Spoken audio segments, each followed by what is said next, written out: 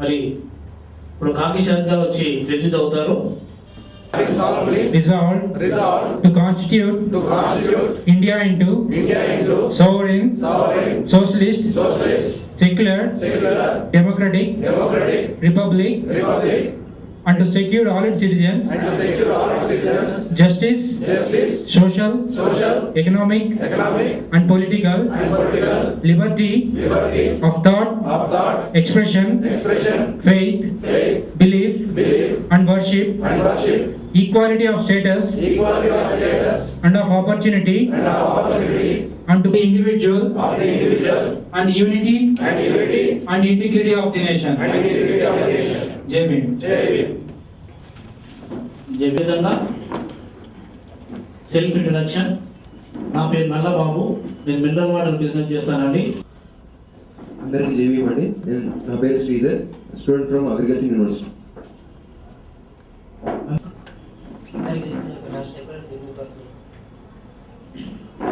భాగంగా మనకు professor YF Jayakumar గారు వచ్చున్నారు. ఉస్మానియా యూనివర్సిటీకి సంబంధించిన లా కాలేజీలో ప్రొఫెసర్గా ఉన్నారు. భారత రాజ్యాంగానికి సంబంధించి ఇప్పటి వరకు అశేషమైన దాని గురించి అవగాహన కానీ దాని గురించిన ఆర్టికల్స్ కానీ చాలా రాసి ఉన్నారు. అవగాహన మన రాజ్యాంగం మీద దానికి సంబంధించిన అన్ని అంశాల మీద చాలా పట్టు సంపాదించి చాలా కాలంగా రాజ్యాంగానికి సంబంధించిన అంశాల్లో మనకు ఆర్టికల్స్ కూడా ఇచ్చి ఉన్నారు. కాబట్టి ఈరోజు మన topic framing of Indian constitution and Babasaheb vision అనే అంశం మీద మనందరినీ ఎన్లైటన్ చేస్తారని ఆశిస్తూ కార్యక్రమాన్ని ప్రారంభించవలసింది కోరుతున్నాం. జై భీమ్. జయకుమార్ ఇంట్రడ్యూస్ చేయడం జరిగింది. నేను గత 25 సంవత్సరాలుగా ఉస్మానియా యూనివర్సిటీలో లా ఫ్యాకల్టీలో ప్రొఫెసర్గా ఉంటున్నాను.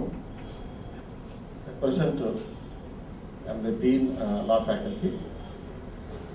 జయకుమార్ గారు అడిగారు, మేము అంబేద్కర్ సాహిత్యాన్ని గురించి కానీ అంబేద్కర్ గురించి మన సోదరులకి తెలియజేసడానికి ఒక సిరీస్ ఆఫ్ లెక్చర్స్ ఈ యొక్క ఆర్గనైజేషన్ ద్వారా మేము ఇస్తున్నాం. కాబట్టి దీంట్లో మీరు పార్టిసిపేట్ చేయాలని అన్నారు. ఇంతకుముందే ఒక అనౌన్స్మెంట్ చేశాం, మీ సెల్స్ స్విచ్ ఆఫ్ చేసుకోండి అని. ఈరోజు అదే నేను చేసిన పొరపాటు. నేను కూడా స్విచ్ ఆఫ్ చేయలేదు, సైలెంట్లో పెట్టి పడుకున్నాను. 4:35 దాకా ఏం లేదు. ఈరోజు వస్తే మెసేజెస్ ఉన్నాయి, and my vehicle is waiting at Lalapet అని చెప్పాం. 4:15కి వాళ్ళు వచ్చున్నారు. నేను రవికుమార్ కానీ శైలేష్ కుమార్ కానీ నన్ను ఎక్స్క్యూజ్ చేయాల్సిందిగా అడుగుతున్నాను. వాళ్ళు హాఫ్ అన్ అవర్ దాకా ఇక్కడ వెయిట్ చేసినట్టున్నారు. రైట్. అయితే ఇప్పుడు ప్రపంచం ఎలా ఉందంటే, ఇప్పుడు this is a mixed group అన్నమాట. కృష్ణయ్య జస్టిస్ కృష్ణయ్య అన్నట్టు ఇండియన్ కల్చర్ ఒక మొజైక్ కల్చర్ అంటారు. మొజైక్ కల్చర్ అంటే చూడండి, డిఫరెంట్ కలర్స్ ఉన్నాయి కదా, లేకపోతే ఫ్లవర్ వాస్ కల్చర్ అంటారు. ఒక యూనిఫామ్ సివిల్ కోడ్ గురించి చెప్తూ మనకు యూనిఫామ్ సివిల్ కోడ్ కావాలా లేదా అనేటువంటి సందర్భంలో మాట్లాడుతూ మొజైక్ కల్చరు, ఏ రిలీజన్లో అయితే మంచి ఉంటుందో, what we can say good is there, దానంతా కలెక్ట్ చేసి ఒక యూనిఫామ్ చేసి అలాంటి యూనిఫామ్ సివిల్ కోడ్ కావాలి. కానీ హిందువులను తీసుకొచ్చి ముస్లిమ్స్ మీదనో, ముస్లింలను తీసుకొచ్చి క్రిస్టియన్స్ మీదనో రుద్దటం కాదు యూనిఫామ్ సివిల్ కోడ్ అంటే. కాబట్టి చాలా మందికి అప్రహెన్షన్స్ ఉన్నాయి. కాబట్టి యూనిఫామ్ సివిల్ కోడ్ అంటే ఇలా ఉండాలి. దట్స్ హిందువులలో ఉన్నటువంటి మంచిని, ముస్లింలలో ఉన్నటువంటి మంచిని, క్రిస్టియన్లలో ఉన్నటువంటి మంచిని తీసుకొచ్చి ఒక యూనిఫామ్ సివిల్ కోడ్ తీసుకురాదు. నేను ఇది ఎందుకు చెప్తున్నానంటే, సో డిఫరెంట్ ప్లేసెస్ నుంచి డిఫరెంట్ ఏజ్ గ్రూప్స్, కొంతమంది రిటైర్డ్ అయినటువంటి ఎంప్లాయీస్ ఉన్నారు, స్టూడెంట్స్ ఉన్నారు, వర్క్ చేసినటువంటి వాళ్ళు ఉన్నారు. అందరూ కలిసి ఇక్కడ కూర్చొని ఈ యొక్క అంబేద్కర్ యొక్క ఆయనకి సంబంధించినటువంటి లిటరేచర్ మీద కొంత ఎక్సర్సైజ్ చేయడం అనేది నాకు చాలా ఐఎమ్ ఫీలింగ్ ప్రౌడ్. ఎందుకంటే ఎంతో బిజీలో కొంత టైం మనం ఇక్కడ స్పేర్ చేయగలుగుతున్నాం. దలై లామా ఒక మాట అంటాడు, ఈ యొక్క ఫాస్ట్ సొసైటీ గురించి మాట్లాడుతూ ఒక మాట అంటాడు, we are going to moon and coming back, but we have no time to see our next neighbour. 20 అడుగులు ఈ హైదరాబాద్లో 20 అడుగుల కంటే కూడా ఉండవు. ఆ రోడ్ క్రాస్ చేసి మన పక్కన స్నేహితుడు మనం కలవలేని పరిస్థితి ఉన్నాం. ఇప్పుడే స్టేట్స్ నుంచి వచ్చాను చెప్పుకోగలం. నేను శ్రీలేంద్ర కుమార్ స్టేట్స్కి వెళ్తున్నాము, అంటే మూడుకు కూడా వెళ్ళేటువంటి పరిస్థితి ఉంది, కానీ we have no time to see our next neighbour అంటారు. అలాగే మనకు ఫాస్ట్ ఫుడ్స్ ఉంటాయండి, కానీ we have fast foods but slow digestion. అలాగే వీ హ్యావ్ బిగ్ హౌసెస్. ఈరోజు చూశాడు, నేను లాక్ చేసుకొని వస్తున్నా మా ఇంటికి, నేను ఒక్కడే ఉన్నాను, because family members are not there, they are outside. We have big houses but small families. ఏమైందా అంటే పిల్లలు ఇద్దరు అమెరికాలో చదువుతున్నారు, అక్కడ జాబ్ చేస్తున్నారు, మా ఆవిడ మా పిల్ల డెలివరీ అయితే వెళ్ళిపోయింది, నేను ఒక్కడే ఉన్నానండి. సో ఇది మనం we have what we call big houses, small families. So ఇలాంటి సందర్భంలో కూడా మనందరం కలిసి ఇక్కడ కొంత టైము దీన్ని స్పేర్ చేసుకొని ఏదో కొంత ఎక్సర్సైజ్ చేద్దాం అనేటువంటి ఉద్దేశం కలిగినందుకు మిమ్మల్ని అభినందిస్తూ, ఈరోజు యాక్చువల్గా అయితే మనం 5:30 గంట స్టార్ట్ చేసినట్లయితే 7:30 దాకా 2 hours 1.5 hour లెక్చర్ ఉండేది, తర్వాత కొంత డిస్కషన్ ఉండేది. బట్ 1 hour ప్రజెంటేషన్ చేస్తాం, ఆ తర్వాత will give time to you and you can also interact with me. Ambedkar తన లైఫ్ టైంలో రాజ్యాంగాన్ని రాసేటప్పుడు కానీ ఈ లీగల్ ఫ్రేమ్వర్క్ చేసేటప్పుడు ఒక 4 కాన్సెప్ట్స్ మిస్ అయ్యారు.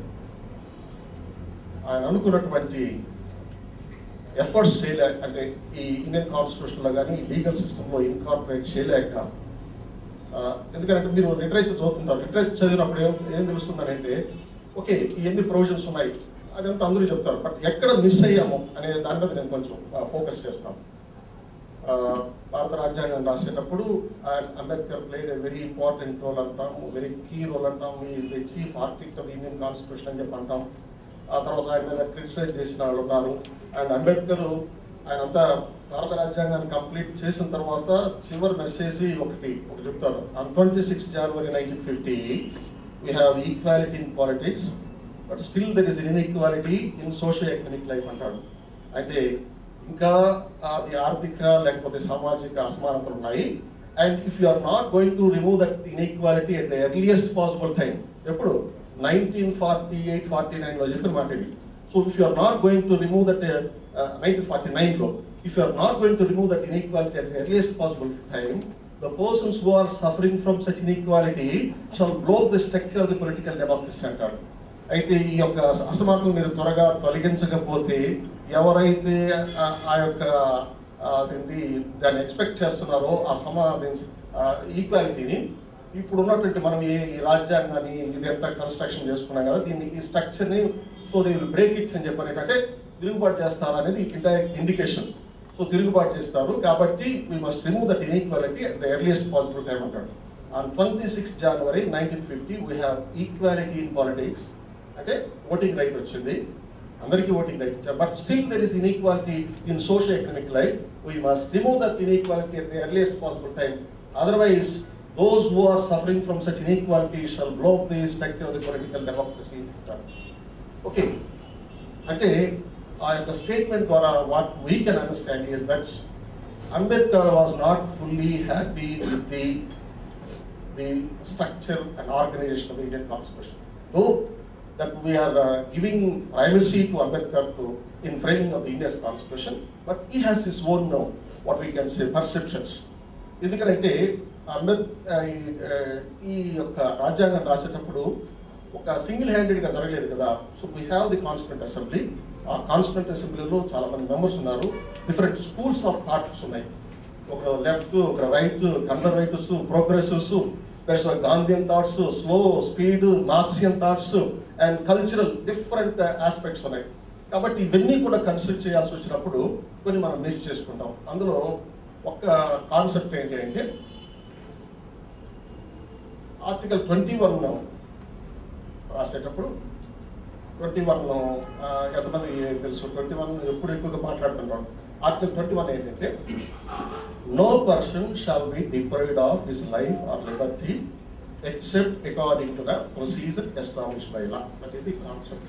No person shall be deprived of his life or liberty except according to the procedure established by law అంటాడు. అంటే ప్రొసీజర్ ఎస్టాబ్లిష్డ్ బై లా ద్వారా కాకుండా ఎవరు కూడా తమ యొక్క పర్సనల్ లిబర్టీని వాళ్ళ యొక్క పర్సనల్ లిబర్టీని వైలేట్ చేసేదానికి రైట్ లేదనేది కాన్సెప్ట్ ఆర్టికల్ 31. అయితే అక్కడ అంబేద్కర్ ఎంఫసైజ్ ఏంటంటే ప్రొసీజర్ ఎస్టాబ్లిష్డ్ బై లా ప్లేస్లో మనము డ్యూ ప్రాసెస్ లా అని తీసుకొద్దామని ఒక అమెండ్మెంట్స్ ఒక ప్రపోజల్ పెట్టడం జరుగుతుంది. దానికంతా నూనెలో నెహ్రూ కూడా దాన్ని వ్యతిరేకించాడు. అదర్స్ ఏంటంటే మన అగ్రికల్చర్ కంట్రీ, మనం ఇంకా డెవలప్ అవుతున్నాము. ఈ డెవలపింగ్ కంట్రీలో మనము డ్యూ ప్రాసెస్ లా తీసుకొచ్చినట్లయితే దానివల్ల చాలా ఇబ్బందులు ఉన్నాయి. సో కాబట్టి this is not the right time to put the due process law అంటాడు. ఏంటి ప్రొసీజర్ ఎస్టాబ్లిష్డ్ బై లా, ఈ డ్యూ ప్రాసెస్ లాకి డిఫరెన్స్ ఏంటి? An opportunity to defend his case and he should be given an opportunity to engage his advocate. Various provisions ఉన్నాయి. That what we have.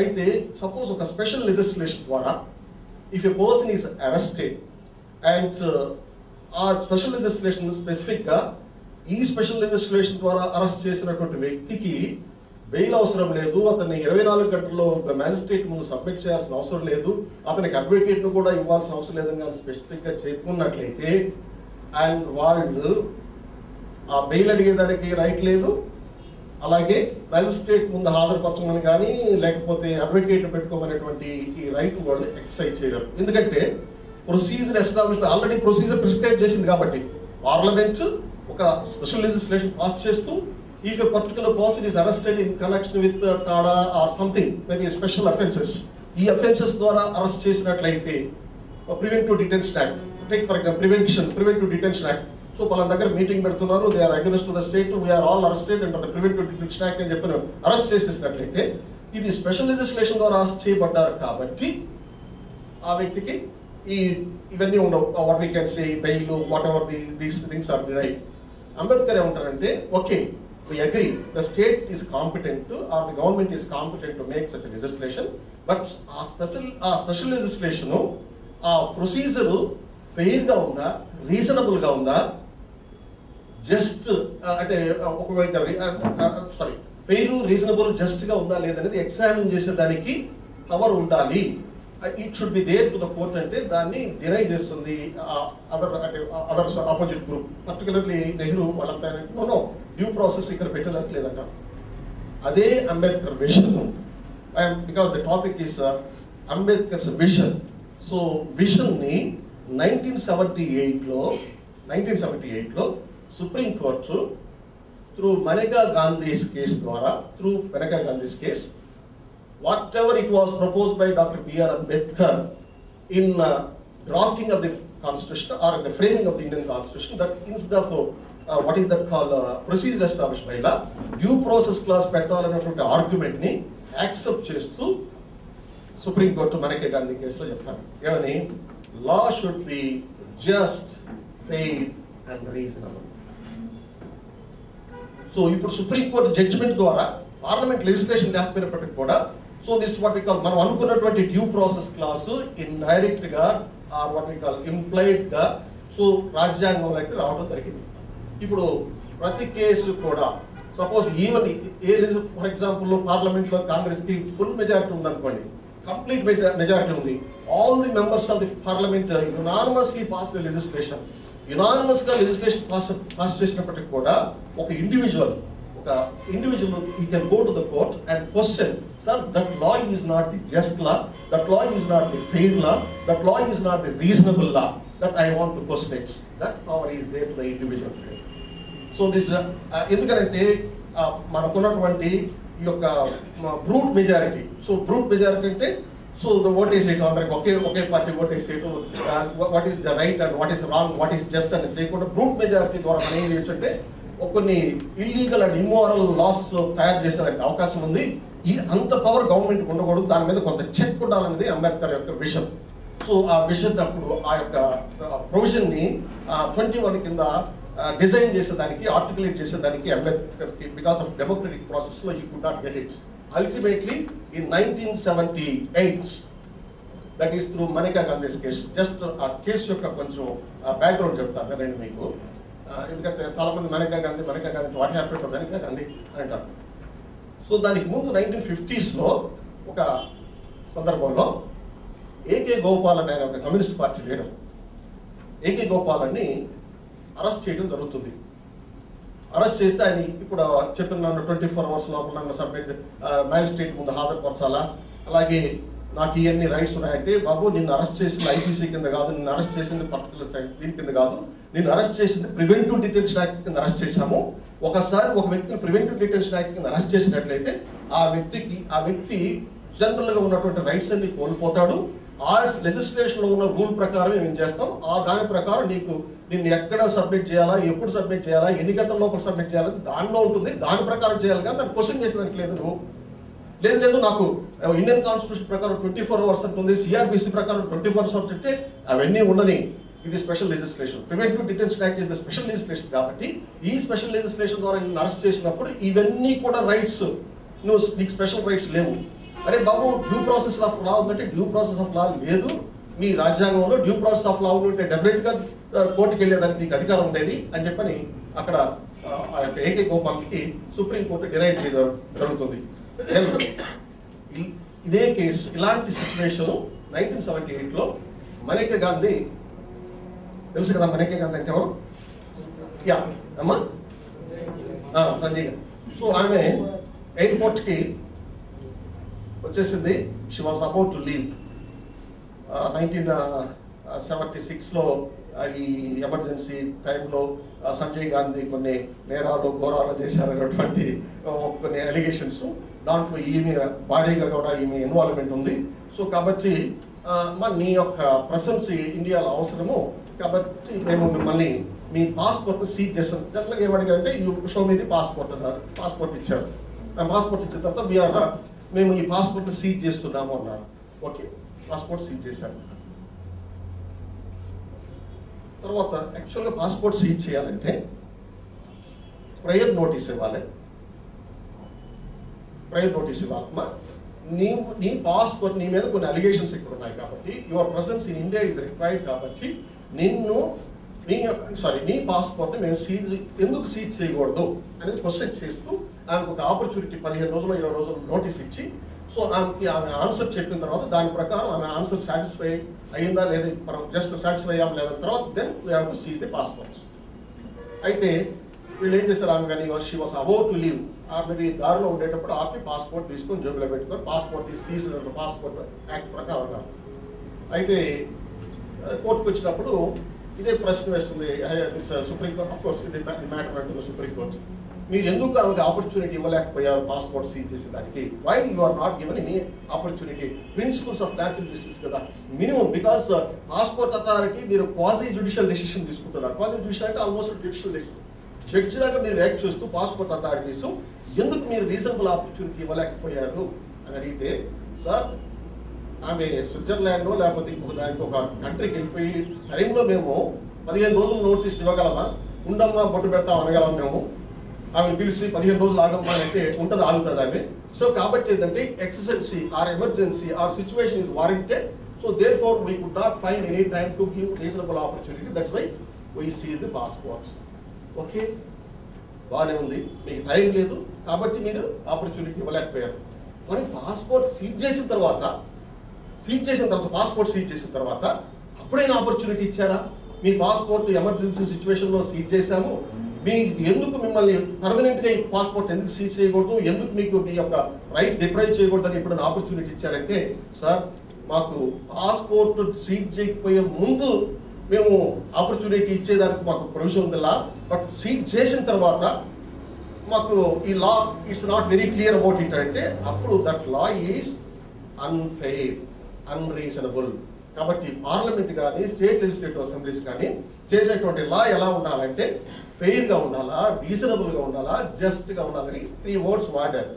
ఈ 3 పదాలతో భారతదేశంలో ఉన్నటువంటి మొత్తం జూరిస్ప్రుడెన్స్ మొత్తం మారిపోయింది.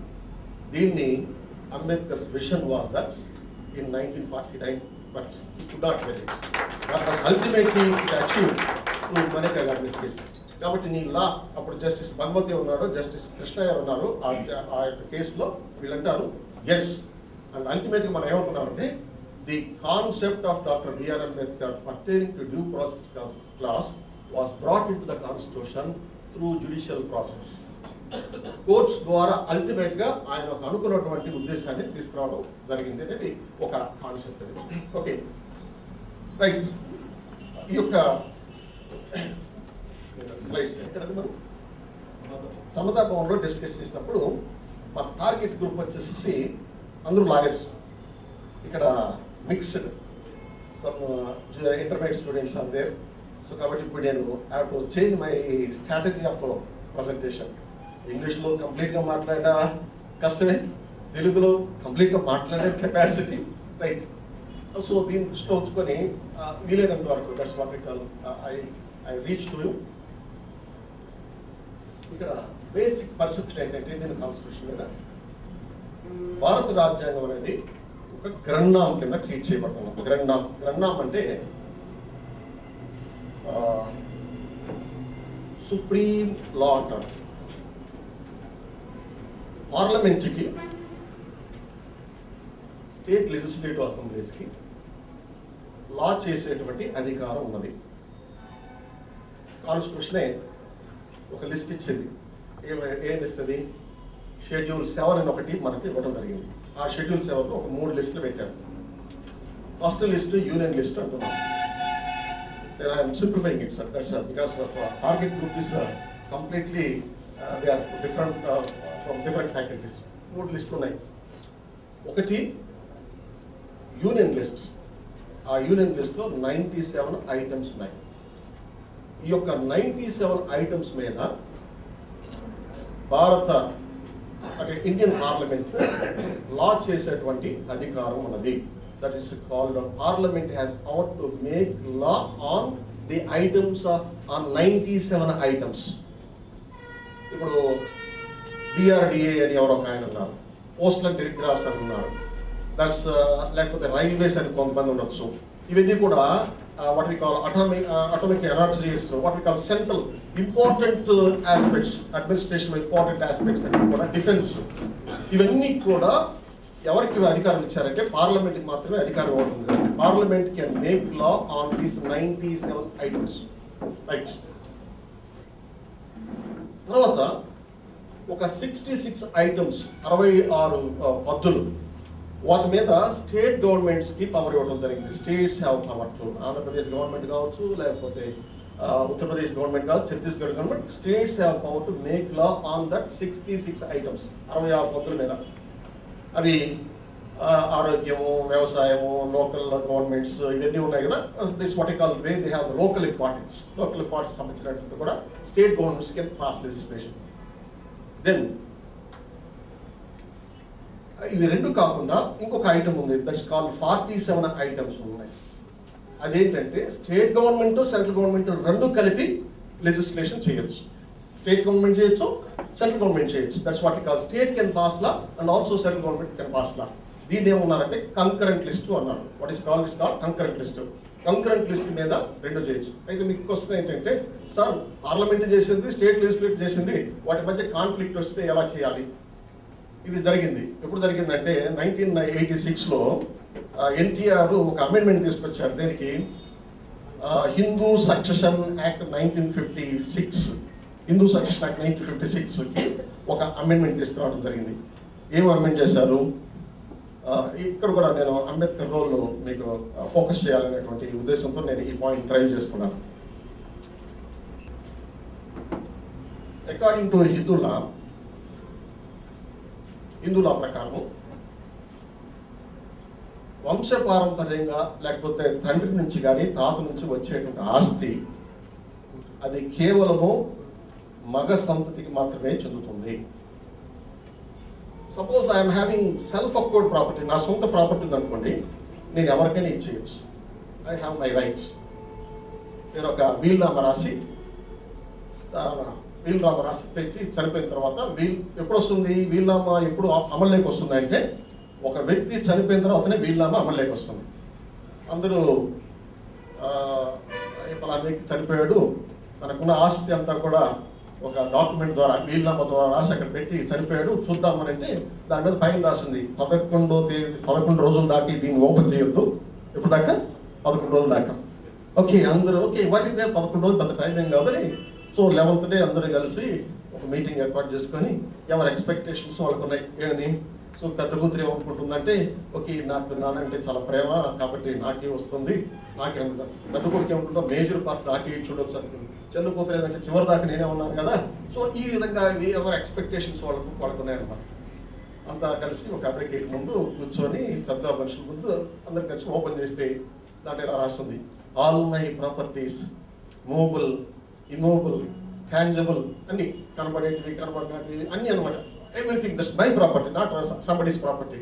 Our property, it goes to, what is this institute? Shanti Chakra. Yes, it goes to Shanti Chakra. My daughter has no claim, son has no claim, because this property is my property. అయితే ఇది కాదు మనకు కావాల్సింది. ఇక్కడ ఏంటంటే my ancestral property is there. I received property from my grandfather, great grandfather, like this. ఈ ప్రాపర్టీలో నా కుమారుడికి, నా కుమారుడికి, నా మనవడికి, ఇది వాటి ఎవరైతే ఉన్నారో 4th generation దాకా వాళ్ళకి బర్త్ రైట్ ఉంటుంది. ఎవరికి లేదు ఇక్కడ? లేదు ఎవరికి? సో దీన్ని, ఇది central legislation, Hindu succession act. దీనికి అమెండ్మెంట్ 1986లో Andhra Pradesh state amendment, what we can say Hindu section with in brackets AP amendment act of 1986 was brought in, వచ్చింది. ఇది దీని ద్వారా ఏంటంటే కుమార్తెను కూడా కుమారులాగే ట్రీట్ చేయాలా. దేంట్లో ఏ సందర్భంలో యొక్క తండ్రి దగ్గర నుంచి వచ్చినటువంటి స్వాధ్యత, తండ్రి దగ్గర నుంచి వచ్చినటువంటి ప్రాపర్టీకి. So this is what we call ancestral property where the daughter is also given equal status. అయితే ఇది మామూలుగా ఎన్టీఆర్ చేసిన లెజిస్లేషన్ అంటారు. బట్ ఎన్టీఆర్ ఆ టైంకి ఆయన ప్రాపర్టీస్ అన్ని ఇచ్చేసిన తర్వాత ఎవరికి కొడుకులకి ఇచ్చేసారు, కూతురికి ఇచ్చారు తెలియదు, కానీ ఆ తర్వాత ఈ లా తయారు చేయడం జరిగింది. Okay, this is the lighter side of the discussion. Something is better than nothing and nothing is better than non sense అని మనం అనుకుంటాం. కాబట్టి ఏదో మొత్తానికి ఒక లెజిస్లేషన్ చేశారు. అయితే 2005లో ఇక్కడ ఏంటి ఎందుకు చెప్తున్నానంటే, స్టేట్ గవర్నమెంట్, సెంట్రల్ గవర్నమెంట్ ఆ సబ్జెక్ట్ మీద లా తయారు చేయొచ్చు. ఆల్రెడీ సెంట్రల్ గవర్నమెంట్ సెంట్రల్ లా తయారు చేస్తుంది, స్టేట్ గవర్నమెంట్ 1986లో అమెండ్మెంట్ చేయడం జరిగింది. సో దీనికి మళ్ళా 2005లో central legislation. So Andhra Pradesh legislation ఎక్కడ అప్లై అవుతుంది? ఆంధ్రప్రదేశ్ లెజిస్లేషన్ ఆంధ్రప్రదేశ్లోనే అప్లై అవుతుంది. సో నా డాటర్కి అది అప్లై అవుతుంది. మా తమ్ముడు చెన్నైలో ఉన్నాడు, వాడి డాటర్కి అది అప్లై కాదు. ఎందుకంటే ఇది property situated in Tamil Nadu, it is govern by Tamil Nadu state legislation. So కాబట్టి ఏంటంటే ఇది త్రూఅవుట్ ఇండియా అప్లై కాదు. కాబట్టి 2005లో యూనిఫామ్ అమెండ్మెంట్ తీసుకురావడం జరిగింది. ఇప్పుడు ఈ రెండింటి మధ్య కాన్ఫ్లిక్ట్ వస్తే ఆంధ్రప్రదేశ్లో ఎన్టీఆర్ చేసిన లెజిస్లేషన్ అండ్ సెంట్రల్ లెజిస్లేషన్ 2005లో చేసిన అమెండ్మెంట్ కాన్ఫ్లిక్ట్ వస్తే, so what is this law is that the central legislation shall prevails over the state law అని అంటారు. Central law shall prevails over the state law అంటారు. So like this సెంట్రల్కి always కొంత priority ఉంది. అయితే ఈ సందర్భంలో నేను what I would like to impress upon you here is Ambedkar's vision ఏంటంటే, he wanted to interfere into restructuring of శాస్త్రిక లా. శాస్త్రిక లా అనేది ఒకటి ఉండేది మనకు. దాన్ని శాస్త్రిక లా నుంచి స్టాట్యుటరీ లాకి తీసుకురావాలి. శాస్త్రిక లా అంటే కోడిఫైడ్ ఏం లేదు. పలాని వేదం చెప్తుంది, పలాని రూల్ చెప్తుంది, పలాని శాస్త్రి చెప్పాడు, పలాని ఇది చెప్పాడు, దీని ప్రకారము so this what we call, వీళ్ళకి రైట్ ఉంటుంది, వీళ్ళకి రైట్ ఉండదు, విడో మ్యారేజ్ లేదు, అది లేదు, ఇది లేదు అని చెప్పని what is called shastric law. Shastric uncodified Hindu law, that's called uncodified Hindu law. Hindu law was not codified. హిందువుల ఎవరికి అప్లై అయ్యేదో మీకు తెలుసా? మైనారిటీస్కి మాత్రమే. ఎవరు మైనారిటీస్? Sorry, minority Hindus.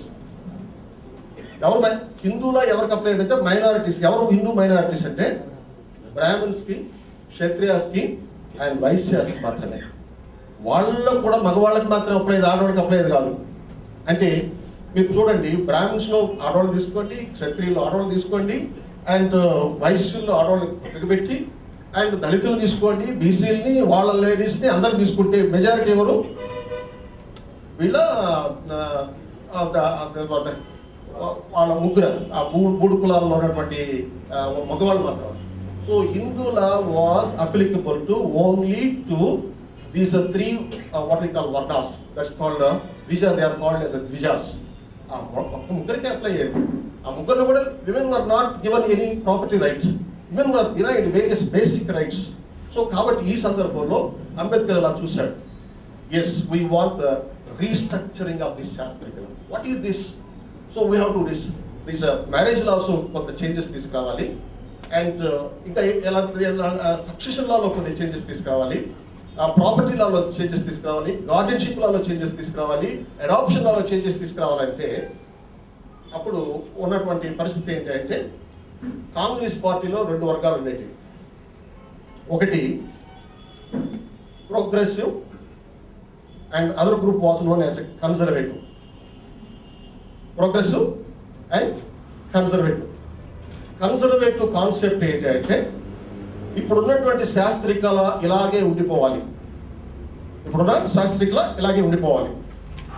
ప్రోగ్రెసివ్స్ ఏంటంటే ఎస్, దిస్ శాస్త్రిక్ లాని మనం బ్రేక్ చేసి న్యూ లాని మనం తయారు చేసుకోవాలనేది కాన్సెప్ట్. అదే కదా గాంధీకి అంబేద్కర్కి ఉన్నటువంటి బేసిక్ డిఫరెన్స్ ఏంటంటే నేను కూడా రిఫార్మ్స్ చేస్తాను. ఎవరిని? దళిత్స్ని. ఎలా? వర్ణాశ్ర ధర్మాన్ని అలాగే పెంచి యాజ్ ఇట్ ఈస్ అలాగే ఉంచాలి వర్ణాశ్ర ధర్మాన్ని. ఎవడు చేసే పని వాడు చేయాలి. But we have to respect that profession. Respect that profession. Is it possible అండి? Is it possible? So this what we call, ఒక ఐఏఎస్ ఆఫీసర్ రెస్పెక్ట్ ఇచ్చిన దానికి షూ మేకర్కి సేమ్ రెస్పెక్ట్ ఇస్తారా? కలెక్టర్ గారు అంటారు కానీ షూ మేకర్ గారు ప్లీజ్ అని అంటారా? This what we call the difference. What is the difference is Gandhi wanted that what we call this Varnashtra system should be retained. It should be there. But we have to bring changes. We have to change the mindset of the people, and that every person should respect the other profession. Ambedkar ki difference ఏంటంటే అంబేద్కర్ ఏమంటాడంటే complete గా దీన్ని break చేయాలా, తారుమారైపోవాలి. So professions మారిపోవాలన్నమాట. ఎవడు ఏ profession చేస్తాడో identify చేసేటువంటి సిచ్యువేషన్ ఉండకూడదు. Yes, a shoemaker can become the president of the United States, president of India, United States of America kainappudu president of India ayyadaniki leda? Yes, he can. So he can. That was the concept. So this what changes jaragalఅనేది ఆ concept లో మొట్టమొదట ఆయన attack దేని మీద అంటే హిందూ లా మీదనే attack చేశాడు. ఎందుకంటే majority of the Indians are Hindus and there was inequality. Inequality ఎక్కడ? ఇన్ఈక్వాలిటీ నువ్వు ఎక్కడో పబ్లిక్ లో కాదు, విత్ ఇన్ ద ఫ్యామిలీలోనే ఇన్ఈక్వాలిటీ ఉంది. మనం ఈరోజు we are talking about the uniform civil code. Uniform civil code ఏంటి? రెండు రిలీజియన్స్ మధ్య యూనిఫామ్ సివిల్ కోడ్ కావాలనేది. అంటే ముస్లిమ్స్ కి, క్రిస్టియన్స్ కి, పార్సీస్ కి, జూస్ కి, హిందూస్ కి అందరికి కలిపి ఒక యూనిఫామ్ సివిల్ కోడ్ కావాలని ఇప్పుడు కాన్సెప్ట్. ఓకే, దాన్ని మనం డిస్ప్యూట్ చేయటం లేదు. ఎస్, అవసరమైతే డెఫినెట్ గా మనం యూనిఫామ్ సివిల్ కోడ్ తీసుకుందాం. బట్ ఆ రోజు క్వశ్చన్ ఏంటంటే where is the uniformity with in the religion? That's called intra religious uniformity. రెండు ఉన్నాయి, inter religious uniformity and intra religious. With in the ముందు ఏమెక్కాలి మనం? ఇంట్రా అంటే ఉట్టెక్కాల, తర్వాత కదా స్వర్గం. అసలు నువ్వు ఉట్టెక్కేదానికే నీకు కాళ్ళు లేవు, స్వర్గానికి ఏమి ఎక్కుతావు? ఎన్నో మెట్లు పోవాలి స్వర్గం ఎక్కాలంటే. కాబట్టి మొట్టమొదటి అంబేద్కర్ యొక్క what he impressed was that మొట్టమొదట మనం చేంజ్ చేసుకుందాం. First we have to change our law, our shastric లాని చేంజ్ చేద్దాము అండ్ కోడిఫైడ్ లాని తీసుకుందాం. అంటే రెండు గ్రూపులు ఉన్నాయి కదా, ఏ గ్రూపులో? కాంగ్రెస్లోనే అఫ్ కోర్స్. ఒకటేమో ప్రోగ్రెసివ్, ఇంకొకటి కన్జర్వేటివ్స్. ప్రోగ్రెసివ్ గ్రూప్ ఏమో ఓకే ఓకే అని అలా ఊపారు, అండ్ కన్జర్వేటివ్స్ నో అన్నారు. ఇక హిందూ మహాసభ వీళ్ళ గురించి మనం చెప్పాల్సిన అవసరం లేదు. well, always they are against to this what we call the structural and uniform reforms, these uniform reforms. Ultimately, రాజ్యాంగాన్ని రాసేటప్పుడే Ambedkar being the law minister for Free India, first law minister for Free India, and he was entrusted the job of restructuring of Hindu Code Bill, Hindu law that is known as a Hindu Code Bill. అయితే ఒక పక్క రాజ్యాంగం రాస్తున్నారు ఆయన, అక్కడ attend అవుతున్నాడు. మీరు మీ photos కూడా చూస్తుండొచ్చు. హెల్త్ 54-55లో ఆయన హెల్త్ ఎంత ఘోరంగా ఉండిందంటే అంత భయంకరం. అంత పరిస్థితుల్లో కూడా he sacrificed, he lost his health, he lost his family, he lost his what we call మంచి ఆయనకున్నటువంటి యూత్, వయసులో ఆయన అనుభవించాల్సినట్టు తిరగాల్సినట్టు ప్లేసులు తిరగాల్సినట్టు మొత్తం వయసు he was confined to specific one. అప్పుడు ఈ యొక్క కాన్స్టిట్యూషన్తో కూడా ఈ హిందూ కోడ్ బిల్ డ్రాఫ్ట్ చేసి దానికి ఆయన కూర్చున్నాడు. And luckily and that job was entrusted to doctor BR Ambedkar by the Congress party. అప్పుడు నెహ్రూ రూలింగ్. నెహ్రూ కూడా ఒక ప్రోగ్రెసివ్ గ్రూప్లో ఉండేవాడు ఆ టైంలో. So because of that only Nehru wanted some changes in Hindu law. Then అయిపోయిన తర్వాత రాత్రులు శ్రమించారు. ఆ యొక్క హిందూ కోడ్ బిల్ని చక్కగా డ్రాఫ్ట్ చేసి తీసుకొచ్చి పార్లమెంట్ కింద పెడితే మొట్టమొదటి ఇన్ కెమెరా ప్రొసీడింగ్స్లో, ఇన్ కెమెరా ప్రొసీడింగ్స్ అంటే తెలుసు కదా, క్లోజ్ డోర్స్లో ఎవరు రాకూడదు, బయట వాళ్ళు ఒక ఇంపార్టెంట్ పర్సన్స్ మాత్రమే డిస్కస్ చేస్తారు. అందులో టాప్ లీడర్స్ జవహర్లాల్ నెహ్రూ, పటేల్, గాంధీ, సరోజిని నాయుడు, అంబేద్కర్, వీళ్ళు మాత్రమే కొంతమంది డిస్కస్ చేసి ఓకే, సో రాబోయేటువంటి పార్లమెంట్లో మనము రాబోయే రోజుల్లో మనం దీన్ని ఇంట్రొడ్యూస్ చేస్తాం అనేటువంటి ఓకే అంబేద్కర్కి గ్రీన్ సిగ్నల్ ఇవ్వడం జరిగింది. ఆయన ఇంటికి పోయి తిరిగి వచ్చేటప్పటికి అంబేద్కర్ గారు దాన్ని కొంచెం ఆపండి, ఏంది హిందూ కోడ్ బిల్ని ఎందుకు ఆపాలా, మీరు పోయిన తర్వాత చాలా డిస్కషన్ జరిగింది రండి. మళ్ళా ఏం డిస్కషన్ అండి, మేము ఉన్నప్పుడు మీరు ఒప్పుకున్నారు కదా ఆ పాలసీ. లేదండి, ఒక మెంబర్ మీకు తెలుసు, అన్న మెంబర్ పేరు నేను చెప్పను కానీ చాలా ప్రామినెంట్ మెంబర్ కాంగ్రెస్లో, ఆడు ఒప్పుకోవట్లేదు, వాడికి చాలా పవర్ ఉంది, వాడికి చాలా మంది మెంబర్స్ ఉన్నారు, దట్టు మనం ఇంకా జనరల్ ఎలక్షన్స్ పోలేదు, జనరల్ ఎలక్షన్స్ అప్పుడు జరగలేదు. This was 1949, I'm talking about 94. Interior పార్లమెంట్లో ఉన్న జనరల్ ఎలక్షన్స్ ఎప్పుడు జరిగింది? 1952లో జరిగింది. సో 1952 దాకా నువ్వు వెయిట్ చేయగలిగితే డెఫినెట్గా నేను నీకు భరోసా ఇస్తున్నాను. ఏం భరోసా? దాన్ని పార్లమెంట్లో ఇంట్రొడ్యూస్ చేసిన దానికి కానీ లేకపోతే ఏంటంటే లేదు, ఈ బిల్ ఇంట్రొడ్యూస్ చేస్తే ఇంట్రొడ్యూస్ చేయనివ్వండి, నన్ను సాగనివ్వండి, లేకపోతే I resign to my job. So ఎంతమంది మనం అంటే మనమని కాదు, ఈ రోజుల్లో ఒక చిన్న పాలసీ మీద ఒక మినిస్ట్రీకి that was the highest position offer to Dalit అన్నట్టే ఆ రోజుల్లో. సో ఆయన రిజైన్ చేసి నేను కావాలంటే అపోజిషన్లో కూర్చుంటాను. సో ఆయన ఒక అది మిగిలిపోయింది, అలాగే మిగిలిపోయింది. ఏది హిందూ కోడ్ బిల్లుని తీసుకురావడం, దాంట్లో మ్యారేజ్ లాకి సంబంధించింది, సక్సెషన్ లాకి సంబంధించి, అడాప్షన్ లాకి సంబంధించి complete changes, restructuring, equal rights to men and women and what we call all. అక్కడ హిందూ అనే పదాన్ని డిఫరెంట్గా అనమాట, everybody that they are brought in, not that only that those persons. అయితే అది అల్టిమేట్గా ఎప్పుడు మెటీరియలైజ్ అయిందంటే అంబేద్కర్ 6th డిసెంబర్ చనిపోయాడు. ఆయన చనిపోయిన తర్వాత వచ్చింది.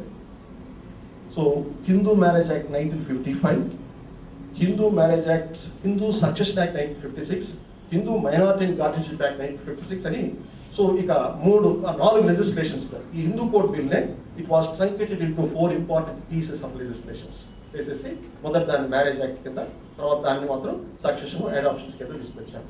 సో ఆయన జీవితం అంటే ఆయన బ్రతుకున్నంగా దాన్ని చూడలేకపోయాడు. That's what we call Hindu code బిల్లుని మెటీరియలైజ్ ఒక చట్ట రూపం, చట్టాన్ని దాన్ని రూపాన్ని దాల్చుకునేటువంటి దాన్ని చూడలేకపోయాడు. ఆయన చనిపోయిన 6 సంవత్సరంలోనే ఆఫ్టర్ 1956 కదండి, 56 డిసెంబర్ అయితే just 18th or 19th of December that was came in force అనమాట. That was very important. ఆయన ఒక విజన్ని ఆ పర్టికులర్ సందర్భంలో ఇన్కార్పొరేట్ చేయలేక ఈ ఎక్స్ప్రెస్ ఎనిబిలిటీ. సో ఆ తర్వాత జనరల్ ఎలక్షన్స్ వచ్చాయి 1952లో. అండ్ జవహర్లాల్ నెహ్రూ మాస్కోకి వెళ్ళిపోయాడు. అక్కడ కమ్యూనిస్ట్ పార్టీ వాళ్ళతో మాట్లాడుతున్నాడు. సార్ నాకు ఇంటర్నల్గా చాలా ప్రాబ్లమ్స్ ఉన్నాయి, నా పార్టీలో కొన్ని ప్రాబ్లమ్స్ ఉన్నాయి, సో కాబట్టి మీకు 50 సీట్స్ ఉన్నాయి, మీకు అప్పుడు వీళ్ళు ఉన్నారు కామన్ కాల్లో ఇద్దరు సిపిఐ సిపిఎం కలిసి ఉన్నారు అనమాట, ఉమ్మడి ఉన్నాయి, మీ వాళ్ళుగా నాకు కానీ సపోర్ట్ చేస్తే నేను కొన్ని రిఫార్మ్స్ తీసుకొద్దాం అనుకుంటున్నాను అని అంటే you go head with the reforms. మేము ఇక్కడ నుంచి అంత పాలిటీ బ్యూరో కదా వాళ్ళంతా, అక్కడ డెసిషన్ తీసుకుంటారు. ఎక్కడ మాస్కోలో డెసిషన్ తీసుకుంటే ఇక్కడ జ్యోతి బాసు వీళ్ళు ఇంప్లిమెంట్ చేయాలి. Okay we'll do it sir, Dange ఉన్నాడు, మీరు వెళ్ళండి డాంగేని కలవండి, వీల్ డూ ఇట్ అన్నాడు. ఎస్ భయపడ్డారు. ఈ బిల్లుని ఇంట్రొడ్యూస్ చేస్తే డెఫినెట్గా పటేల్ అండ్ అదర్స్ దీన్ని అపోజ్ చేస్తారు. చేసినా అప్పుడేమి చేయలేదు, కానీ మొట్టమొదట తర్వాత దే నో దట్ వాళ్ళు అపోజ్ చేసినప్పటికీ కూడా కమ్యూనిస్టులు సపోర్ట్ చేస్తారు, కాబట్టి ఈ బిల్లు ఖచ్చితంగా బయటకు వస్తుందనే ఉద్దేశంతో it was accepted. First marriage act was accepted and followed by succession law. ఆ సక్సెషన్ లాలోనే హిందూ విడోకి, అంతకుముందు హిందూ విడోకి ఒక భర్త చనిపోయినప్పుడు ఎలా ఉండేదంటే పరిస్థితి, భర్త చనిపోతే సపోజ్ ఆమె వెళ్ళిపోయింది భర్త ఇంటికి, భర్త చనిపోయాడు, అక్కడ భర్త ఆస్తిని తీసుకునేటటువంటి రైట్ అనుకుంటేది షీ కెన్, బట్ ఎప్పుడు దాన్ని తీసుకోవచ్చు అది, she can take that property, enjoy that property, use that property, but she cannot sell away the property or mortgage the property. ఆమెకి ఎంజాయ్ చేసేటువంటి రైట్స్ ఉండేవి, కానీ వాటికి ఎలినేషన్ అంటారు, వాటికి కాదు, దాన్ని వేరే వాళ్ళకి గిఫ్ట్ రూపంలో కానీ ఇంకొక రూపంలో నా భర్త ఆస్తి నేను ఎవరికైనా ఇచ్చుకోవచ్చు అనేటువంటి అధికారం నాకు ఉండేది కాదు. That was one of the important. Hindu widow was given limited estate అంటాడు. లిమిటెడ్ ఎస్టేట్ అని నుంచి ఆ తర్వాత అంబేద్కర్ ఏమన్నాడంటే it is not limited estate, absolute estate కింద కన్వర్ట్ చేయాలంటాడు. అబ్సల్యూట్ ఎస్టేట్ అంటే, లిమిటెడ్ ఎస్టేట్ అంటే I can use the property but I cannot sell away, I cannot mortgage it, that's absolute estate. So అది section 14 of the Hindu section act 1956. 14 గుర్తు తెచ్చుకున్నారు. ఏ women అయినా సరే, widow కావచ్చు లేకపోతే మామూలుగా ఏమన్నా డాటర్ అయినా సరే, she should remember the contribution of doctor BR Ambedkar in Hindu code. మనం భారత రాజ్యాంగంలో సెక్షన్ ఆర్టికల్ 14 ఏ విధంగా మనం గుర్తు చేసుకుంటున్నామో, equality before law and equal protection of the laws, and Hindu section act 1956లోకి వచ్చేటప్పటికి 14 కూడా అంత ఇంపార్టెన్స్ ఉంది. 14 ఏముంటుందంటే ఈ property received by Hindu female after the commencement of this act she shall become an absolute owner but not a limited owner అంటది. absolute owner. So that's once the property she received it, she will become an absolute owner. ఒకసారి owner absolute owner అయితే ఎవరికైనా ఇచ్చుకునేటువంటి అధికారం ఉంది, right? Okay, so then I deviated from the topic. So here the point is central government కి లా చేసేటువంటి అధికారం ఉంది, స్టేట్ గవర్నమెంట్ కి లా చేసేటువంటి అధికారం ఉంది, అండ్ ఉమ్మడి జాబితా మీద రెండు చేయొచ్చు. అయితే ఇవి కాకుండా ఎగ్జిక్యూటివ్ అథారిటీస్ ద్వారా district collector, governor, president of India కొన్ని నోటిఫికేషన్స్ జారీ చేయొచ్చు, ఆర్డర్స్ ఇవ్వచ్చు, జీవోస్ ఇవ్వచ్చు, సర్క్యులర్స్ ఇవ్వచ్చు. ఇవన్నీ కూడా లా అనేటువంటి పరివ్యూలోకి వస్తాయి. దానికి డెఫినేషన్ అంటే లా అంటే ఏంటంటే law includes legislation made by the state, circulars, GO and orders, bylaws and also precedents. Precedents అంటే ఏంటి? కోర్టు ద్వారా వచ్చినటువంటి జడ్జిమెంట్స్ అండ్ కోర్టు. ఇవన్నీ కూడా ఎలా ఉండాలి అంటే that is the important point. They should be in conformity with the constitution. రాజ్యాంగానికి అనుగుణంగా ఉండాలి. This is what is the very important point is. Yes, the state government is competent to make law, central government is competent to make law, and the collector, the district collector is competent to issue GOs.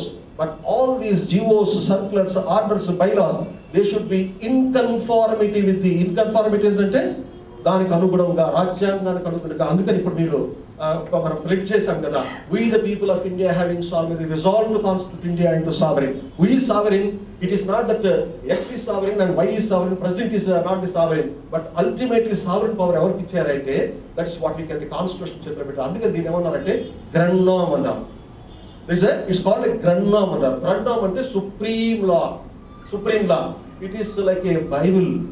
It is like a holy text, Quran. నేను అదే IAS ఆఫీసర్స్కి, IPS officers address చేసేటప్పుడు చెప్తానంటే so that's what you call, ప్రతి రిలీజియన్కి ఒక text ఎలా ఉంటుందో ఒక అడ్మినిస్ట్రేషన్కి లేకపోతే స్టేట్కి పీపుల్కి ఈ దేశంలో ఉన్నటువంటి పీపుల్కి ఒక బైబుల్ ఉందండి. ఆ Bible that is known as the constitution of India. That is what the pledge is called the preamble. We the people of India have installed. So దీంట్లో దీనికి అనుగుణంగా నువ్వు చేసేటువంటి చట్టాలు ఉండాలి. ఇది స్ట్రక్చర్ అన్నమాట. దీనికి అనుగుణంగా ఉండాలి. నువ్వు ఏమాత్రం డివేట్ అయినావంటే yes your action is, you the district collector your action is, you the governor your action is, you the president of India your action is, you the person, even a person individual, and even the parliament, your action is unconstitutional. And ever cheppochu Supreme Court as a guardian of the constitution, High Court is the guardian of the constitution, so they can declare. That's what we call akkada checks and balances anamata. Okari meeda okariki yes evaru exceed kaakunda anta what we can say that was a design. The constitution was designed in a such a way. So this is what we can say. ఆ రోజుల్లో ఈ ఒక situation వచ్చింది. అసలు ఎవరిని ఈ డ్రాఫ్ట్స్మెన్గా ఉండాలి, ఎవరిని పెట్టాలి ఈ డ్రాఫ్ట్స్మెన్కి, ఇండియన్ కాన్స్టిట్యూషన్ డ్రాఫ్ట్స్మెన్గా అంటే ఎవరి ప్రపోజిషన్స్ వాళ్ళకు ఉన్నాయి. ఈ రోజు కూడా నేను జస్ట్ ఒక పేపర్ ఒక ఇన్ఫర్మేషన్ చదివేటప్పుడు సర్ బిఎన్ రావు అని ఆయన అలిగి వెళ్ళిపోయాడు. సర్ బిఎన్ రావు అనే వెనిగిళ్ళ నరసింహరావు అని he was expecting the post of the chairman of the drafting committee. Yes, he was also a deserving person, very intelligent, but not like a Dr. B.R. Ambedkar. But ఆయన expect చేస్తున్నాడు, నేను dominating పొజిషన్లో ఉన్నాను కదా ఈ కంట్రీలో, yes నాకు రాకుండా ఎక్కడ పోతుందని. సరే ఇలా కూర్చొని డిస్కషన్ చేసేటప్పుడు ఎవరు పెడదామంటే జవహర్లాల్ నెహ్రూ ఒపీనియన్ ఏంటంటే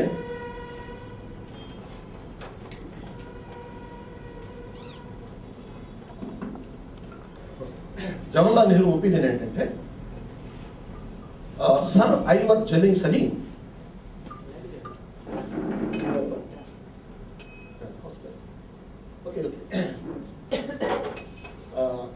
నేను కెమెరా ఉందనే ఉద్దేశంతో నేను మూవ్ అవ్వలేదు. మూవ్ అయితే ఆటోమేటిక్గా సో ఫ్యాకల్టీస్ అని ఓకే కదా.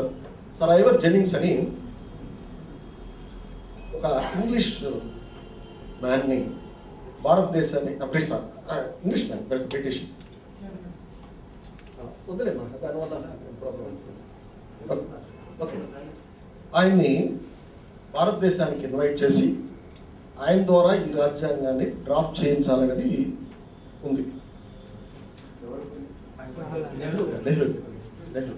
జవహర్లాల్ నెహ్రూ ఎందుకు ప్రిఫర్ చేశారంటే భారతదేశంతో కూడా చాలా కంట్రీస్కి ఆ రోజు కాలనీస్కి ఫ్రీడమ్ రావడం జరిగింది. ఈయన ఆ దేశాలకు వెళ్ళిపోవటం, అక్కడ హోటల్లో బస్సులు ఏర్పాటు చేస్తే అక్కడ కూర్చోవడం, ఆల్రెడీ డ్రాఫ్ట్ చేసి ఉన్నట్లే తెప్పించుకోవడం, చక్కగా ఆ యొక్క పరిస్థితులకు అనుగుణంగా దాన్ని రీడ్రాఫ్ట్ చేయడం, నెక్స్ట్ కంట్రీ ఏంటి ఇలా. సో ఈ visited so many countries as an adviser. So కాబట్టి as rich experience in framing of these colonies constitutions. కాబట్టి we will invite Sir Ivar Jennings అంటే గాంధీ నేను ఒక బుక్లో చదివాను అది. So that is always subject to verification. ఎందుకంటే యాజ్ అ రీసెర్చర్గా నేను స్పెసిఫిక్ చెప్పను. గండిరాజు అనే ఒక పుస్తకం రాశారు. దాని ముందు ధనంజయ్ కీర్ నుంచి బహుశా ఆయన తీసుకున్నట్లున్నాడు. భారతదేశ రాజ్యాంగాన్ని రాసేటప్పుడు బ్రిటిషర్ని లేకపోతే ఒక ఇంగ్లీష్ మ్యాన్ని మనం డ్రాఫ్ట్స్ మ్యాన్గా పిలుచుకోవాల్సినటువంటి అవసరం ఉన్నదా అని గాంధీజీ క్వశ్చన్ చేస్తాం. మనం బ్రిటిషర్ని పంపించేస్తున్నాం, మన రాజ్యాంగాన్ని మనం రాసుకుంటున్నాం. మన రాజ్యాంగం రాసుకునేటప్పుడు మన దేశంలో రాజ్యాంగాన్ని రాసేటువంటి ఒక కెపాసిటీస్ ఉన్నటువంటి వ్యక్తి లేరా అని అంటే ఆయనకి నెహ్రూ అంటాడు ఉన్నారు అని అంటాడు, ఉన్నారు అంటాడు. అయితే ఉన్నప్పుడు నేను ఎందుకు ఆయన వెళ్ళాలి, అయ్యా నీకు ఆయనకి పడతాయా, నేనెంత చెప్పేది నాను అంటాడు. దిస్ ఇస్ మీ ఇద్దరికి పడదు, గట్టిగా టేస్తే మండిపోద్ది. So but this what means మీ ఇద్దరు social philosophies are they are different and your philosophy and his philosophy is different. In between I am the sandwich. నేను మధ్యలో నలిగిపోతున్నాను, నేను అటు ఇటు కాకుండా. సో అని చెప్పారంటే ఎవరు చెప్పంటే వీళ్ళిద్దరు పేర్లు. So that's Ambedkar and for B.N. Rao. Okay, here this Ambedkar name was finalized. You invite Ambedkar, and he was invited to this draftsman. So, in the experience, exposure, commitment, social philosophy, and it's coming from the bottom of his heart. ఏదో yes, that's what according to the Ganirazu, this the researcher, and he found it is not that it's not what we can say specifically written in any documents, that is the policy of the is what it is the Congress, policy of the Congress through Gandhiji. అందుకనే ఒక్కోసారి గాంధీజీ గురించి మనం మాట్లాడేటప్పుడు ఇంత వాళ్ళిద్దరి మధ్య అంత rivalry ఉన్నప్పటికీ కూడా రైట్ మ్యాన్ చూస్ చేసుకోవడంలో గాంధీజీ కాంగ్రెస్ పార్టీకి అసిస్ట్ చేశారు. ఎందుకంటే పాలసీ డిసిషన్స్, ఇంపార్టెంట్ డిసిషన్స్ గాంధీని కాదని పోయేది కాదు. Gandhi, Patel, Nehru that they played a very important role. So oppose చేస్తే ఈ ముగ్గురు అపోజ్ చేయాలి. సో కాబట్టి something it was happen. That's even today that is not the proof, but in one of the books that which I studied and also quoted in my research paper is that and Gandhi, Nehru, Sarojini Naidu were there in that discussion. So while Ambedkar's name was brought, ultimately the letter has come from the Prime Minister's office. So this is what is behind. It's not like that he quoted that since Gandhiji named your name, who is that Gandhi to put my name? So like this. So therefore, ultimately, it is the Congress party decision, and what we call this from Nehru's office, that it has come from Prime Minister's office, that you have to take the office of the chairman. Drafting committee. So నేను ఈ point ఎందుకు చెప్తున్నానంటే అంత what we call exposure, commitment and అంత confidence create చేసుకోగలిగాడు. Even though he was not a Congress man, he was not a Congress man and he was an outsider. So that is a very important thing which we have to examine. Okay, ఈ విధంగా భారత రాజ్యాంగ రాసేటప్పుడు ఆయన తను submit చేసినటువంటి ఒక డ్రాఫ్ట్లో ఇప్పుడు ఉన్నటువంటి పార్ట్ 3 అండ్ పార్ట్ 4 భారత రాజ్యాంగంలో 2 పార్ట్లు ఉన్నాయి. They are this what you call heart and soul of the constitution అంటారు. భారత రాజ్యాంగానికి గుండెకాయ, ఊపిరి లాంటి 2 పార్ట్లు ఉన్నాయి. ఏం పార్ట్లు అవి చెప్పగలరా? భారత రాజ్యాంగంలో ఉన్నటువంటి గుండెకాయ, భారత రాజ్యాంగంలో ఉన్నటువంటి సోల్, ఊపిరి. Yes, fundamental rights and directive principles of state policy. Fundamental rights chapter 3లో ఉంది. చాప్టర్ 3లో fundamental rights we have 7 fundamental rights ఉన్నాయి ఒకప్పుడు, అండ్ 7th ఫండమెంటల్ రైట్ని పక్కన పెట్టారు. దాన్ని ఇప్పుడు కేవలం కాన్స్టిట్యూషన్ అండ్ లీగల్ రైట్ కింద, అంటే 300A కింద, సో 44th అమెండ్మెంట్లో దాన్ని షిఫ్ట్ చేయడం జరిగింది. At present we have 6 fundamental rights. Right to property is only a constitutional legal rights, and we have 6 fundamental rights. Alage we have the directive principles of state policy.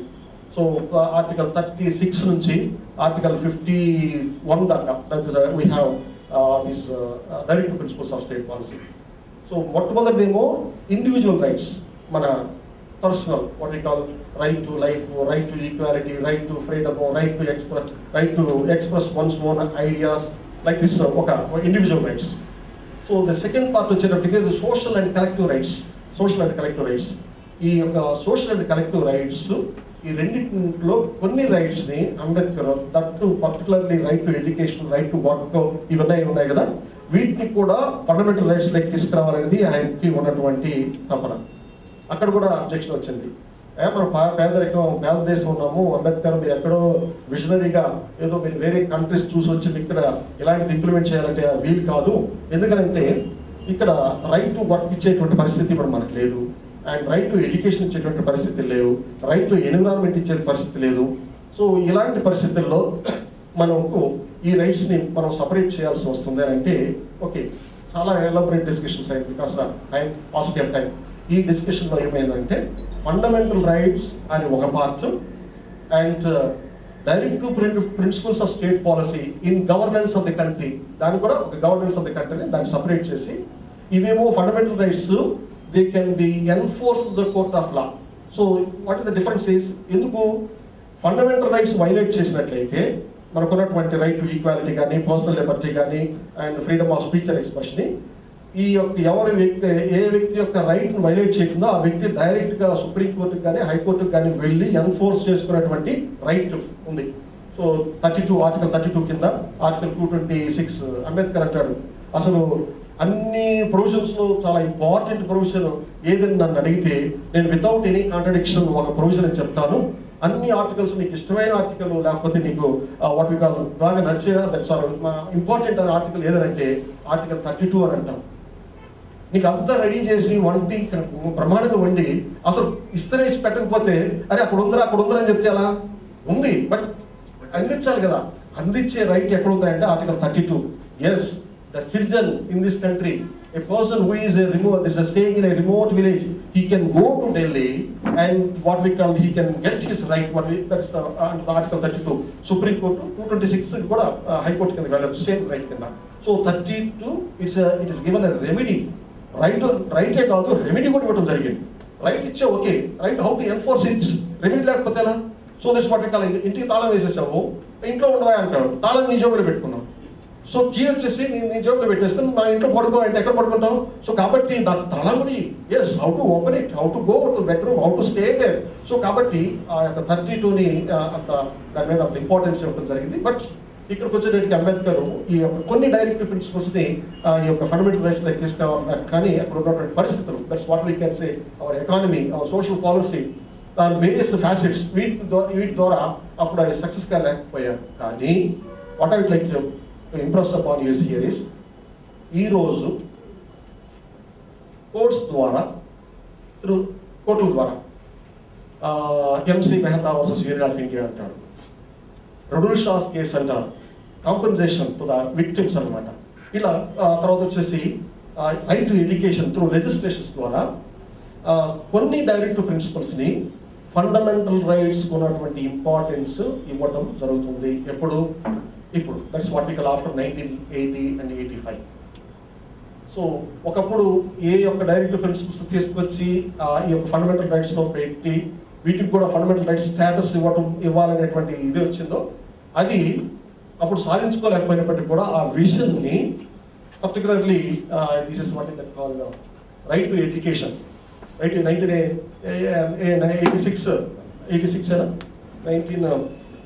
1921A, Article 21A was added. ఒకప్పుడు right to education was not a fundamental right, right to primary education was not a fundamental right. So it's was only directive principles of state policy subject to the national economy. నా దగ్గర డబ్బు ఉంటే నేను చదివిస్తాను. ఇప్పుడు right to education అనేది and article 21A కింద this 86th amendment, not 86th amendment ద్వారా it was brought in to the constitution. Now right to education, once it was a directive principle, now it become fundamental right. So like that right to environment కొన్ని aspects తీసుకురావడం జరుగుతుంది. So ఈ విధంగా, so this is whatever we missed at the time of drafting of the constitution, where Ambedkar was personally interested, he wanted to move certain things, కొన్ని times సొంతగా చేయాలన్నటువంటి ఎక్కడైతే miss అయ్యామో అవి స్లోగా. So that's what we can say we are getting it. Ambedkar was a strong believer in constitutional principles. ఆయన ఏదో ఎమోషనల్గా మాట్లాడినప్పటికీ కూడా ఏమాట, those who are suffering from such inequality shall globe the structural political democracy అని అన్నప్పటికీ కూడా, globe the political democracy అంటే కేవలం guns పట్టుకొని తిరుగుబాటు చేయాల్సిన అవసరం లేదు. గవర్నమెంట్ మీద తిరుగుబాటు చేయాలంటే గన్నే పట్టుకోవాల్సిన అవసరం లేదు. Yes, there are various means to protest, various means to what we call to say if what you are doing is wrong. So ఇక్కడ ఏంటంటే ఆయన, he was a strong believer in constitutional principles. Evolution, not the revolution. Revolution అంటే ఇవ్వడేది తిరుగుబాటు చేసి, war create చేసి, that's what you call to overthrow the government in overnight. It's not like that. అప్పుడే మనం సాధించుకున్నటువంటి డెమోక్రసీ నిలబడుతుంది. What is that call constitutional principle. లేకపోతే ఆయన ఎందుకు పోయి ఉండేవాడు? You would have not gone to the drafting committee. Yes, నేను ఇక్కడ రావడానికి ఒక పర్పస్ ఉంది. What is the purpose? Is that what you call I have to protect the interest of my people. నేను లేకపోతే ఏదో ఒక మిస్ అయ్యేదానికి అవకాశం ఉంది. కాబట్టి నాకు ఏదో మీరేదో ఇచ్చే సాలరీ ఇస్తారనో, ఫ్లైట్ ఛార్జీలు ఇస్తారో, లేకపోతే అక్కడికి ఇప్పుడు పంపిస్తారో, నాకేదో ప్రెసిడెంట్ ఆఫ్ ఇండియా ప్రమోషన్ ఇస్తారని నేను రాలేదండి ఇక్కడికి. I come to the constituent assembly. ఈ రాజ్యాంగ సభలోకి రావడానికి నాకు ఒక పర్పస్ ఉంది. So that's what it. There are people who are denied వాళ్ళ యొక్క rights from the time immemorial. ఎప్పటి నుంచో వాళ్ళ తండ్రుల దగ్గర నుంచి వాళ్ళ రైట్స్ డిప్రైవ్ చేయట్లేదు. అట్లీస్ట్ వాళ్ళ ఇంట్రెస్ట్ నేను ప్రొటెక్ట్ చేయగలను. దీన్ని బేస్ చేసుకుని కొంతమంది ఏం ఇంటర్ప్రిట్ చేస్తారంటే Ambedkar was only what a conservative, is very specific about those people. No. So దానికి ఆన్సర్ చేశాడు, ఫస్ట్ ఐఎమ్ ఎ నేషనలిస్ట్. నేను నేషనలిస్ట్ని. What we call this, that's what we call. Then I want my people words అక్కడ చెప్పాడు. అయితే నీకు ప్రపంచం కావాలా, దేశం కావాలా? సో ఇలా వచ్చినప్పుడు అల్టిమేట్గా అలాంటి సిచ్యువేషన్ వస్తే నా ప్రజలే నాకు కావాలంటాడు. అలాంటి సిచ్యువేషన్ వస్తే నా ప్రజలు నాకు కావాలి. ఎందుకంటే వీళ్ళు చూసేవాళ్ళు లేరు. ప్రపంచాన్ని చూసేదానికి వేరే వాళ్ళు ఉన్నారు, భారతదేశాన్ని చూసేదానికి వేరే వాళ్ళు ఉన్నారు, వీళ్ళు చూసేదానికి ఎవరు లేరండి. కాబట్టి అట్లీస్ట్ వాళ్ళ దేశం కోసం నేను I have to say this what we call my first preference is my people. But at the same time I'm a nationalist. Nationalist కాకపోతే ఇంత పెద్ద రాజ్యాంగాన్ని కూర్చొని కష్టపడి నేను ఈరోజు ఒక చిన్న బొమ్మలో చూశాను. ఆయన బాగా కాలు వాసిపోయి తర్వాత వచ్చేసి కంప్లీట్గా తలంతా ఇది చేసేసుకొని ముఖంతా వాసిపోయి అలాంటి హెల్త్ కండిషన్లో కూడా దట్స్ లాస్ట్ స్టేజ్ అనమాట. I have seen that some photos. ఇలాంటి స్టేజెస్ కూడా ఈ రోజుల్లో మనం ఏం చేసాం, అపోలో అడ్మిట్ చేయండి, అక్కడ చేయండి, మంచి ట్రీట్మెంట్. నాకు ఏ ట్రీట్మెంట్ ఉంది, నాకు ఒక మిషన్ ఉంది, నాకు ఒక విజన్ ఉంది. So that's what we call, దాన్ని నేను కంప్లీట్ చేయాలి. I have to fulfil that vision. That was the commitment of the day. So అది మనం దాన్ని అప్రిషియేట్ చేయాలి. అంబేద్కర్ దగ్గర నుంచి ఆ స్పిరిట్ మనం పొందాలి. That's we have to take that spirit. Yes, నా ముందు ఒక విజన్ ఉంది. మనకు ఒక ఆర్డినరీ ప్రూడెంట్ పర్సన్కి ఎన్ని సెన్సులు ఉంటాయండి? How many senses that we are having? ఒక 5 సెన్సెస్. ఎవరైనా 6th సెన్స్ గురించి నమ్మేవాళ్ళు ఎవరు ఉన్నారా?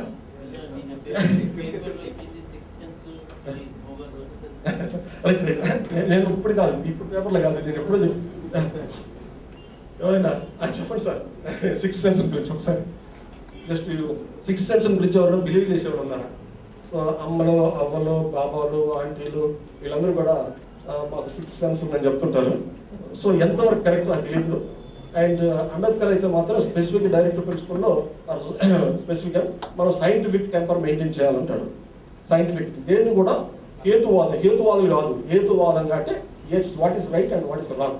సో ఏ నీళ్ళు ఉన్నాయి అంటే వేనీళ్ళు ఉన్నాయంటే కొంచెం ఏళ్ళు పెట్టి వేనీళ్ళగా కనీసం అక్కడ చేయన్న పెట్టు, అంతేగాని ఎవడో కూడా వేనీళ్ళు అంటే అందరూ వేనీళ్ళు. సో దట్స్ కాల్డ్ ఇట్స్ మార్దాలు అంటే మార్దాలు, కొట్టు అంటే కొట్టు. It's not like that stuff. So that's at least we have to verify it. That's scientific temper is required. So 6th sense గురించి ఎవరు లేదని చెప్తారా, ఉందని చెప్తారా? ఓకే, నేనైతే 6th సెన్స్ లేదని బిలీవ్ చేస్తాను. బట్ 6th సెన్స్ సంపాదించవచ్చు అని కూడా నేను ఒక ప్రపోజల్ ఏంటంటే, మనకున్నటువంటి 5 సెన్సెస్ ఉన్నాయి కదా. కళ్ళతో చూడొచ్చు, చెవులతో వినొచ్చు, ముక్కుతో వాసన చూడొచ్చు, నోటితో టేస్ట్ చేయొచ్చు, చర్మంతో టచ్ చేయొచ్చు. That's called perception. They are called 6 senses, 5 senses. మనకున్నటువంటి 5 సెన్సెస్తో మనకు ఇవన్నీ కూడా చేస్తాం. అయితే prime minister to down to constable, లేకపోతే top man to this what is the village man, ఎవరైనా యావరేజ్ తీసినట్లయితే ఈవెన్ 20 నుంచి 30% ఆఫ్ మన సెన్సెస్ని, మనకు ఐ పవర్ కానీ, నోస్ పవర్ కానీ, ఇయర్ పవర్ కానీ మనం ఉపయోగించుకోవడం లేదు. This is scientifically prove. ఎందుకు చెప్పండి? ఒక హిల్స్లో ఉన్నటువంటి ఒక ట్రైబల్ మ్యాన్ తీసుకోవచ్చు మనము. ఫలానా దగ్గర ఏముందో చెప్పంటే వాడు 1 కిలోమీటర్లో ఏముందో కూడా చెప్పగలడు. సౌండ్ ఎక్కడి నుంచి వస్తుందో కూడా చెప్పగలడు. కానీ మనం చెప్పలేము. మన కెపాసిటీ ఏదో ఒక 10 మీటర్స్కో లేకపోతే ఒక 20 మీటర్స్కో మనకి కన్ఫైన్ అయిపోతుంది. ఎందుకంటే మనకు అక్కడ అవసరం లేదు కాబట్టి. So necessity is the mother of invention లాగా అనమాట. సో అక్కడ అవసరాన్ని బట్టి వాడు ఆ విధంగా డెవలప్ చేసుకున్నాడు. సో కాబట్టి ఎవరికి కూడా 20 to 30% ఆఫ్ సెన్సెస్ని ఎవరు కూడా యూజ్ చేయడం లేదు. ఈ యొక్క సెన్సెస్ని ఎఫెక్టివ్గా, ఎఫిషియెంట్గా, మ్యాక్సిమం ఎక్స్టెంట్ యూజ్ చేయగలిగితే దాన్ని 6th సెన్స్ అంటారు.